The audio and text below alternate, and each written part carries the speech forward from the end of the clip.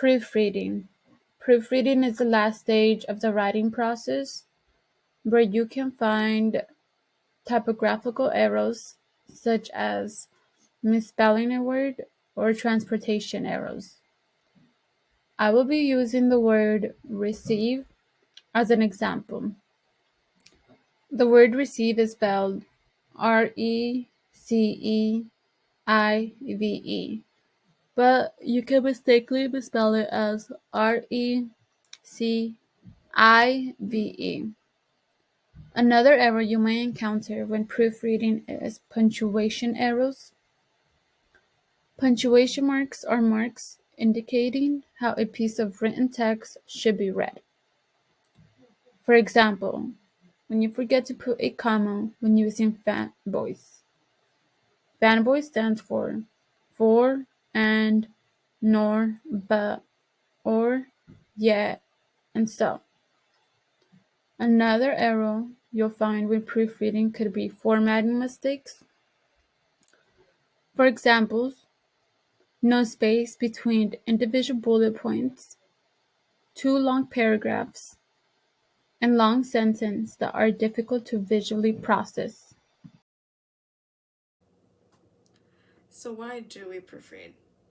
I've come up with 5 reasons why. My first reason is to enhance the reading experience, especially if you are attempting to invoke emotion or reaction out of your reader. My second reason why is to make it clear for our reader to understand our point.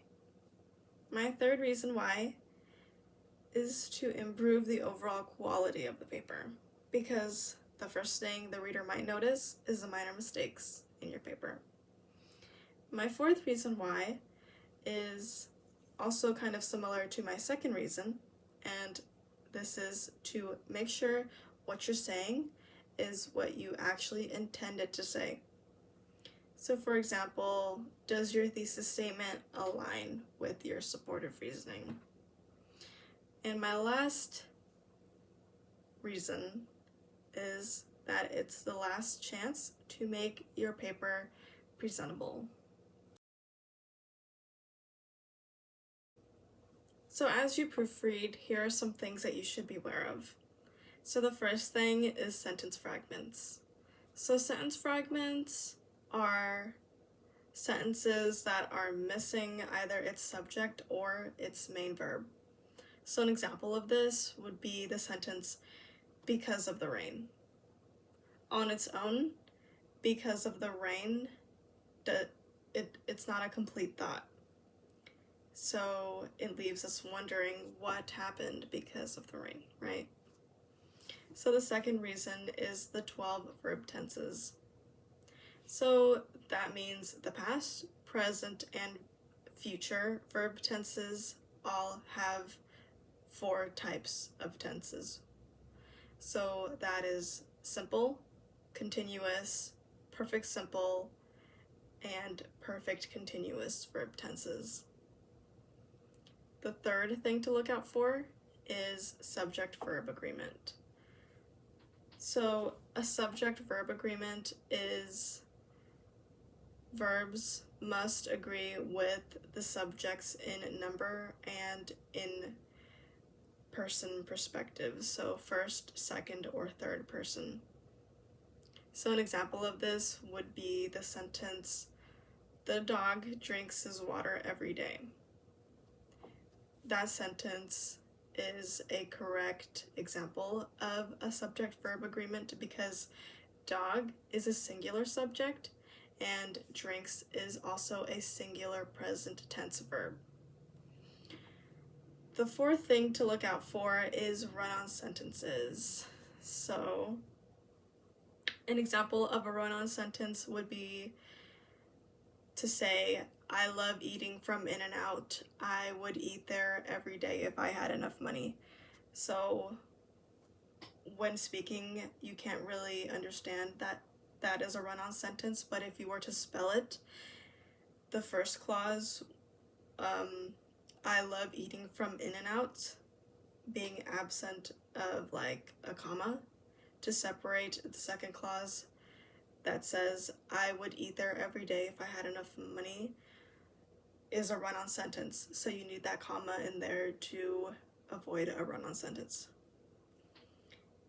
Then the fifth thing to be aware of is the problem of like being confused. So an example of this is my brother and I versus me. So you can use my brother and I to start a sentence when the speaker, being you, is the subject of that sentence.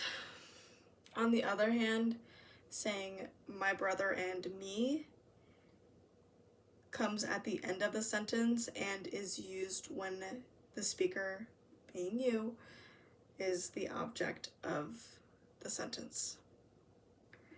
So number 6 on the list to be aware of is poor modifier use.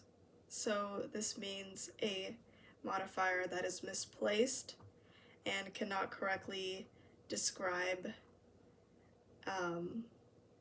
a word because of the location that it was put in. So an example of this would be the sentence, "She wore a bicycle helmet on her head that was too large."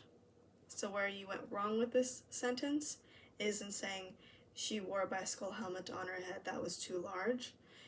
You would be describing her head as if it was too large, rather than describing the helmet, which is the intent of the modifier.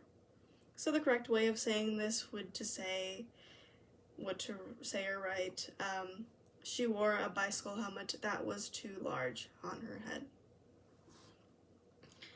Then number 7 on the list to be aware of is in-text citations. So in MLA format, in-text citations is basically correctly including the author's last name and page number from which the quotation or paraphrase was taken from must be shown in your essay. And then a complete reference will be included in your works cited page. And last on the list of things to be aware of as you proofread is homophones. So homophones also goes along with like correct usage of grammar. So a homophone is like words that regardless of spelling will sound the same but mean different things. So an example of this would be rose, like the flower, and rose as in the past tense of rise.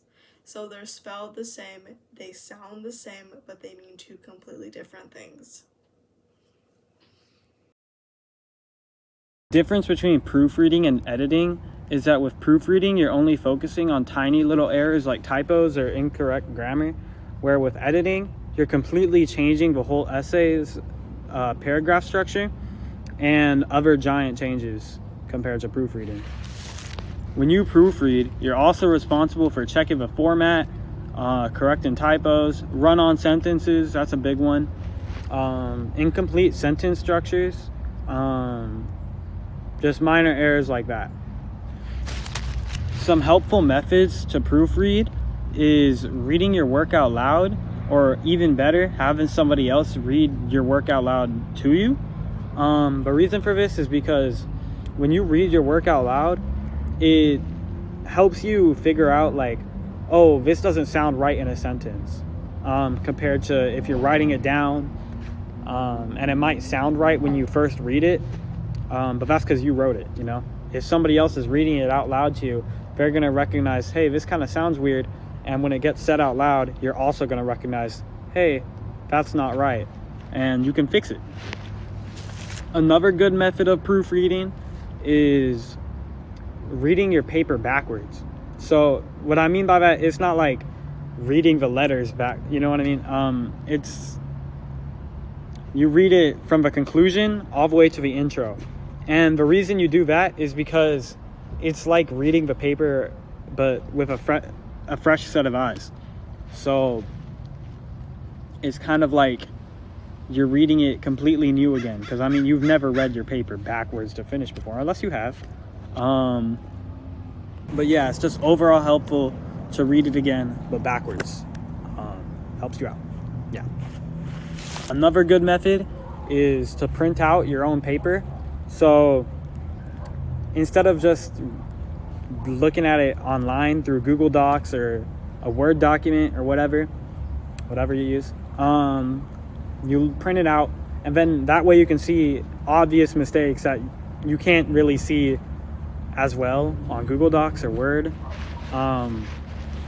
Some mistakes like this include like, oh, my header is incorrect, or my margins are wrong. I mean, you can very easily tell if a margin is wrong if you look at it on paper compared to Google Doc.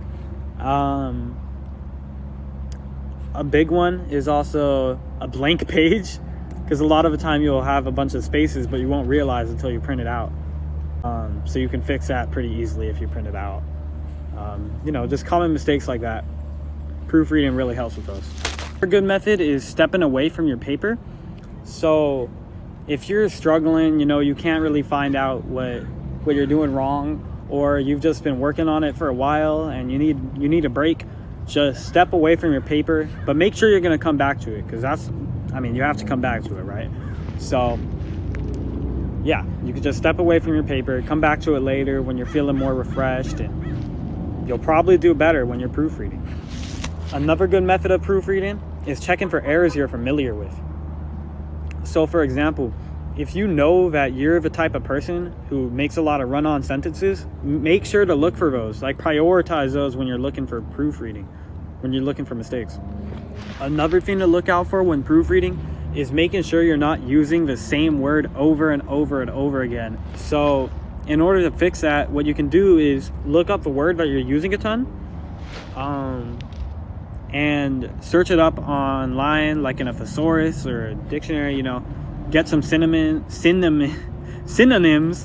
and figure it out like that. When proofreading, the big 3 things that you want to worry about first are spelling mistakes, MLA format mistakes, and also incomplete sentences or run-on sentences. Just those are the main 3 things that I would focus on when proofreading. And then lastly, what you should focus on, but not as important as the big 3, are probably using the same words over and over. So I know I do this a lot. So that's why it's important to proofread.